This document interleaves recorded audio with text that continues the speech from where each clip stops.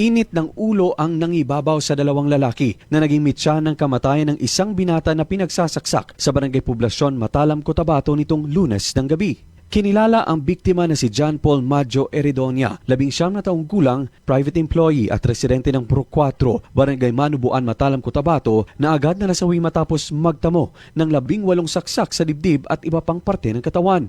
Batay sa ulat ng Matalam PNP, naganap ang insidente sa Purok Morning Glory nang magkasabay sa isang tindahan ng biktima at ang sospek na nakilalang si Jerry Ambok, 20 taong gulang na nagtatrabaho sa lugar bilang construction worker na residente naman ng Nuwangan, Kidapawan. Kapwa nasa ilalim ng impluensya ng alak ang dalawa. Ayon sa pahayag ni Police Lieutenant Bonel Cabuyao, Deputy Chief ng Matalam PNP, nagsimula ang gulo sa masamang titigan na nauwi sa hamunan sa pagitan ng dalawang panig na hindi naman magkakakilala at walang dating alitan. Nagkasamaan ng tingin, tapos yung victim po natin, kasi may mga kasama po ito, sinabihan po niya yung suspect natin na balikan ka namin. Tapos nagsabi rin po yung suspect natin na sige, balik kayo. Bigla po itong kumuha ng kutsilyo. Juan po, 18 po ang tama nung biktima, ma'am. Agad rumisponde ang alert team ng Matalam PNP at ang MDRRMO upang dalhin ang biktima sa ospital, ngunit idiniklara itong dead on arrival. Samantala, voluntaryo namang sumuko sa himpilan ng pulisya ang suspect matapos ang krimen.